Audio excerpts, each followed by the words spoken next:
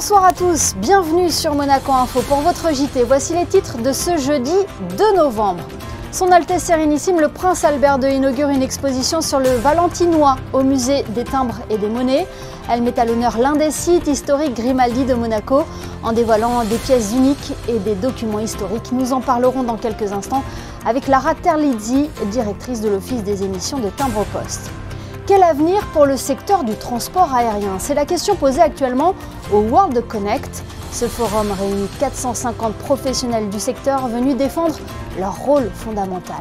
Puis nous évoquerons la success story des laboratoires Acepta. Cette entreprise de produits dermocosmétiques a été créée il y a 80 ans en principauté. Quelle est son histoire? Comment a-t-elle réussi à traverser le temps? Sa présidente Anne-Marie Noir sera notre invitée. Et puis à la fin de ce journal, nous irons goûter les plats aux saveurs vénézuéliennes de la chef Victoria Valenilla. Un voyage culinaire à ne pas manquer. Nous débutons donc ce journal avec cette nouvelle exposition proposée jusqu'à dimanche au musée des timbres et des monnaies. Elle porte sur l'un des sites historiques Grimaldi de Monaco, le duché Péri de Valentinois. Vous le découvrez à l'image. L'exposition a été inaugurée ce jeudi matin par le prince Albert II et la princesse Stéphanie, qui ont pu découvrir une collection exceptionnelle de monnaies associées à des documents historiques fournis par les archives du Palais Princier et l'Académie d'Aix. Lors de cette visite, le prince souverain et sa sœur ont été guidés par le commissaire de l'exposition, Jean-Louis Charlet, et Lara Terlizzi, directrice de l'Office des émissions de timbre-poste. Elle est d'ailleurs avec nous en duplex. Bonsoir. Bonsoir Émilie Rousseau. Présentez-nous l'exposition de monnaies de prestige et de documents historiques que le musée propose jusqu'au 5 novembre. Oui, c'est une exposition numismatique sur le duché Péri de Valentinois, ancien fief des Grimaldi de Monaco. C'est une exposition numismatique qui porte la marque de fabrique du musée des timbres et des monnaies, c'est-à-dire qu'elle associe numismatique et documents d'époque, documents historiques, puisqu'il est essentiel d'associer les deux éléments, les monnaies racontant l'histoire. Et pourquoi ce choix du duché Péri de Valentinois? Alors, il est important de faire un rappel historique. En 1641, le 14 septembre 1641, c'est la signature du traité de Péronne entre la France et Monaco, donc le roi Louis XIII et le prince Honoré II. Par ce traité, le roi de France octroie au prince de Monaco le duché Péri de Valentinois en compensation des terres qu'il a perdues en basculant du protectorat espagnol vers l'Alliance française. Ce traité est un traité essentiel dans l'histoire de Monaco et des relations franco-monégasques. Donc cette initiative, cette exposition s'inscrit dans l'intention toute particulière que porte le prince Albert II à l'ensemble des anciens sites Grimaldi de Monaco. Et le prince a souhaité agrandir, élargir ses collections numismatiques aux monnaies de ses anciens fiefs. Et d'où proviennent justement les pièces présentées? Les pièces proviennent de la collection du prince de Monaco. Il a eu la chance de pouvoir acquérir il y a quelques années une collection complète sur le monnayage de la Drôme d'un numismate qui est désormais décédé, M. Régis Charéron. Et comment s'articule cette exposition? Vous l'avez déjà dévoilé, hein, il y a des pièces qui sont accompagnées de documents historiques pour mieux comprendre leur histoire. Voilà, tout à fait. Les documents historiques sont un appui pour comprendre les monnaies et vice-versa. L'exposition s'articule en deux parties. Donc une première partie avec des documents d'époque, des actes politiques sur le duché, les territoires du Valentinois. Et puis également le traité de Péronne, donc l'acte d'époque, en provenance des archives du Palais de Monaco, que je tiens à remercier ici pour sa précieuse collaboration, M. Thomas Fouron et l'ensemble de son équipe. Ensuite, la deuxième partie de l'exposition présente des monnaies des terres du Valentinois, donc de l'époque médiévale, des monnaies de la seigneurie de Montélimar, des comtes de Valentinois et des évêques de Die et Valence. Et ensuite également des monnaies et des médailles du prince de Monaco qui portent le titre de duc de Valentinois, pair de France. Et en quoi ces pièces sont si exceptionnelles, Lara Terlizzi? Qu'est-ce qu'elles nous révèlent? Qu'est-ce qu'on y apprend? Ces pièces sont exceptionnelles à plusieurs titres. Tout d'abord, l'exposition présente pour la première fois un ensemble complet du monnayage de ces terres. Et certaines pièces sont très rares et d'autres vraiment rarissimes.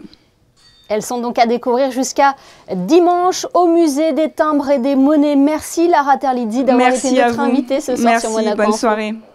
Le corps des sapeurs-pompiers de Monaco a reçu ce jeudi l'inspecteur général Jean-Yves Noisette, chef d'état-major de la zone de défense et de sécurité du sud de la France. Cette zone de défense est entre autres un outil opérationnel de gestion de crise. Elle est en charge de la veille opérationnelle et de la diffusion d'informations vers le niveau national et départemental. Elle coordonne également les actions de la sécurité civile et notamment la répartition des moyens terrestres et aériens. L'inspecteur général a assisté à la présentation du corps. Il a aussi pu découvrir les différents véhicules et moyens techniques utilisés par les sapeurs-pompiers de Monaco. On écoute l'inspecteur général Jean-Yves Noisette. Il revient sur cette visite au micro de Vanessa Dessy. Et les relations entre l'État français et la principauté sont très étroites depuis toujours. Nous avons d'ailleurs un certain nombre d'accords cadres qui existent avec les sapeurs-pompiers de Monaco.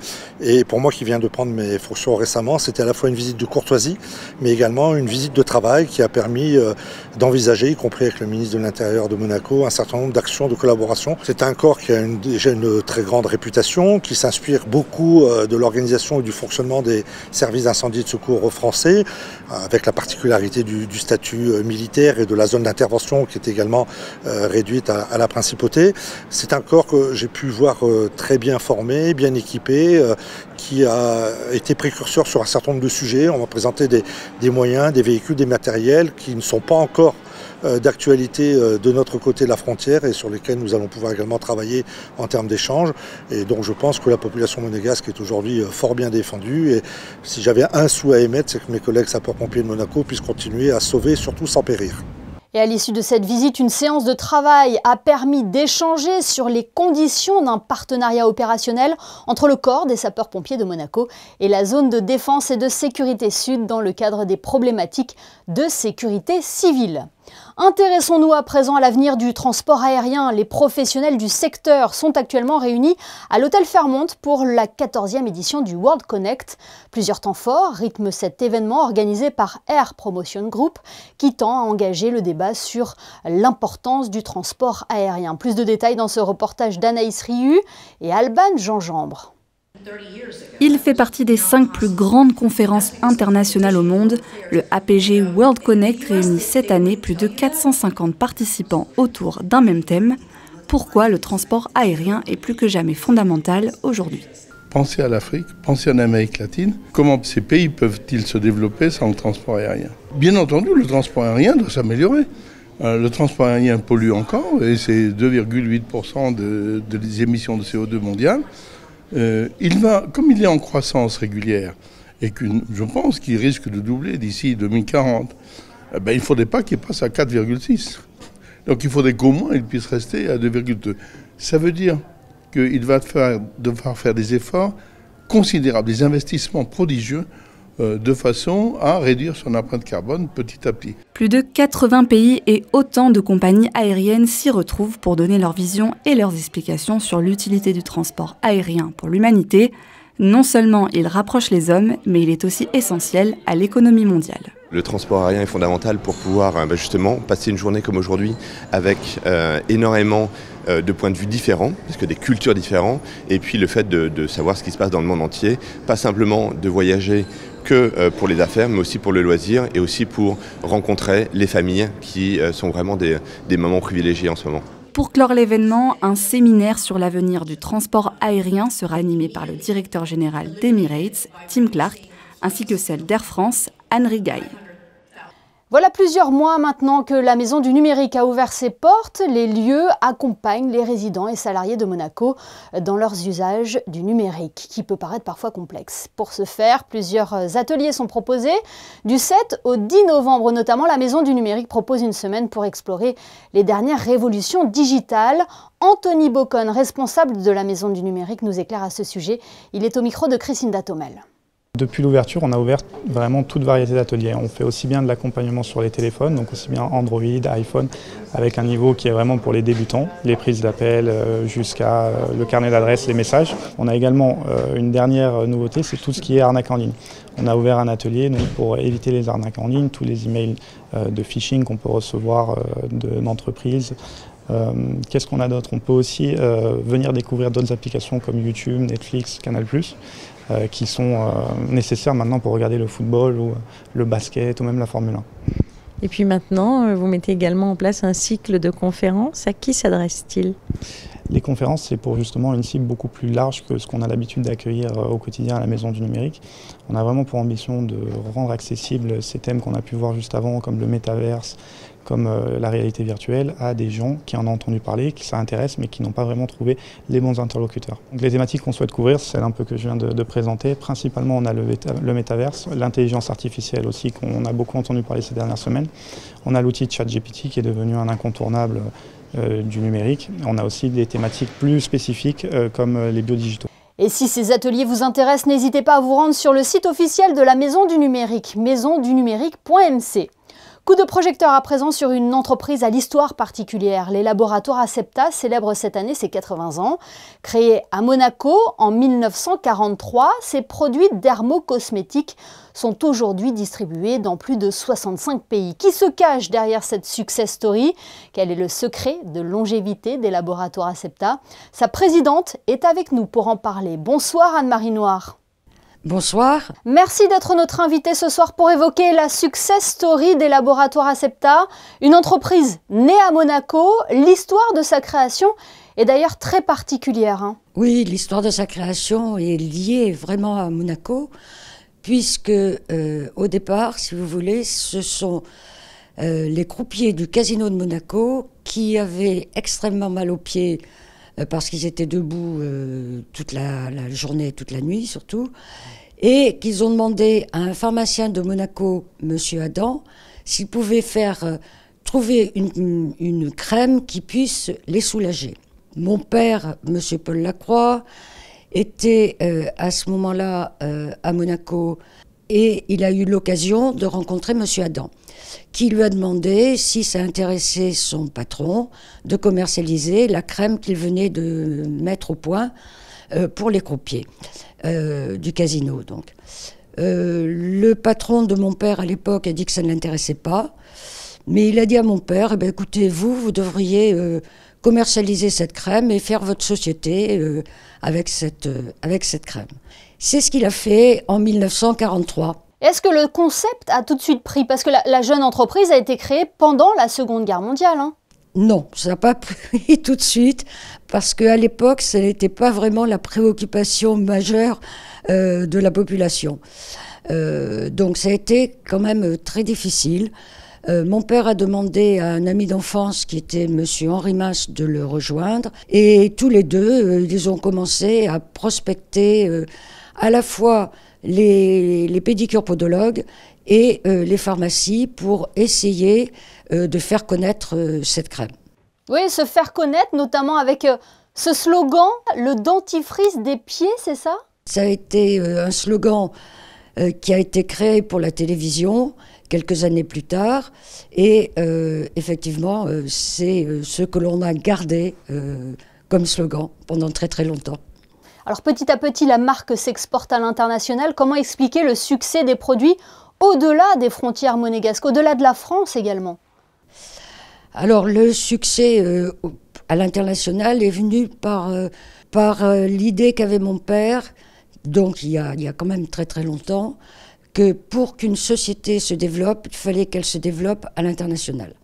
Donc très vite, si vous voulez, après avoir réussi à commercialiser notre marque en France, très très rapidement, il a voulu créer des filiales, notamment d'abord en Europe, et par la suite en Afrique du Nord, au Canada et aux États-Unis. Actuellement, Acepta, c'est 15 marques, c'est près de 6 millions d'unités fabriquées par an. Pourquoi avoir choisi de rester implanté en principauté? Pourquoi? Parce qu'on est très lié avec la principauté, déjà par rapport à l'histoire de la création de notre entreprise, parce que aussi le Made in Monaco est quelque chose de très important à l'international, et parce que le gouvernement nous a beaucoup aidés. Et donc pour toutes ces raisons, on est très attachés à Monaco.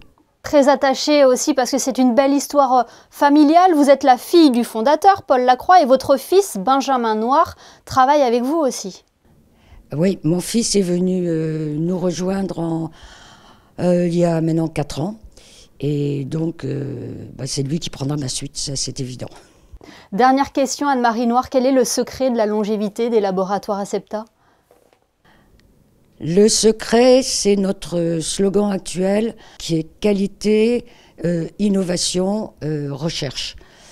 En fait, c'est l'efficacité de nos produits et la qualité de nos produits qui font notre succès, que ce soit en France ou à l'international, malgré la concurrence très importante que l'on a de groupes internationaux, alors que nous, on est une PME, mais c'est vraiment par la qualité de nos produits et par la qualité de la recherche, puisqu'on a quand même innové dans beaucoup de produits qu'on peut assurer notre longévité.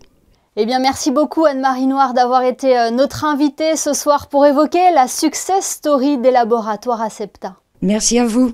Le reportage qui va suivre est une véritable invitation au voyage en Amérique latine. Le Taïra Monte Carlo a récemment ouvert ses portes au cœur du patio de l'hôtel de Paris. Le restaurant propose une immersion dans la cuisine vénézuélienne de Victoria Valenia. Émilie Terrasson et Hugo Comassa ont voulu en savoir plus. Une cuisine pleine de saveurs, c'est le souhait de ce nouveau restaurant de la Société des Bains de Mer. La carte propose des recettes vénézuéliennes qui prennent racine dans l'histoire de la chef du restaurant. Je suis née et j'ai grandi au Venezuela. Je suis partie du Venezuela quand j'avais 18 ans. Et en fait, j'ai fait toute ma carrière sur Monaco et c'était en tout cas une opportunité pour moi de pouvoir exprimer et montrer un petit peu la cuisine de mes origines. Et la cuisine de mon terroir. Et pouvoir le mettre en avant à Monaco, c'est vraiment une grande opportunité. Après une carrière en France et en principauté, l'envie de cuisiner les saveurs de ses origines est apparue. Elle a adapté les recettes traditionnelles de sa grand-mère et de sa nourrice à son savoir-faire. Il fallait faire pas mal de recherches dans les bouquins de ma grand-mère et de ma nourrice. Et c'était vraiment un petit peu en fonction de demander et de goûter et d'essayer de retrouver les saveurs en tout cas que j'ai eu l'habitude de manger quand j'étais petite, car ça fait très longtemps que je ne suis pas allée au Venezuela. Et c'est d'autant plus difficile parce qu'on est en train de cuisiner plutôt avec des mémoires et essayer d'avoir vraiment la cuisine de mon enfance. Donc ça n'a pas été un travail facile, mais je pense que ça va être assez réussi. Le Taïra propose donc une expérience culinaire à retrouver dans le patio de l'hôtel de Paris pendant près d'1 an. Voilà pour ce voyage culinaire. Cette dernière information à vous partager. Mission Enfance organise jusqu'à demain une braderie de jouets dans ses locaux au 19 avenue des Papalins de 10h à 18h. Le produit des ventes servira à financer les programmes humanitaires réalisés au Burkina Faso par l'Organisation de Solidarité Internationale. À noter qu'une autre braderie sera organisée les 5 et 7 décembre prochains, une braderie de vêtements cette fois-ci. Rejoignons Frédéric et Lyon pour les prévisions météo. Bonsoir Frédéric, après un jeudi pluvieux, une amélioration est-elle prévue pour vendredi ? Oui, plus de pluie au programme Émilie. Vendredi, le ciel sera parfaitement dégagé avec du soleil toute la journée. Attention toutefois, le vent soufflera fort du matin au soir avec des rafales pouvant atteindre les 80 km/h. Les températures chuteront et seront comprises entre 10 et 16 degrés avec une température ressentie de 6 degrés le matin. Vendredi 3 novembre, ce sera la Saint-Hubert. Merci Frédéric et merci à vous de nous être fidèles chaque soir. Les photos de fin de JT ce soir reviennent sur la visite de l'inspecteur général Jean-Yves Noisette au corps des sapeurs-pompiers de Monaco. Visite immortalisée par l'objectif de Manuel Vitali. Demain, vous retrouverez Sébastien Borgna pour votre JT. Passez une excellente soirée sur Monaco Info.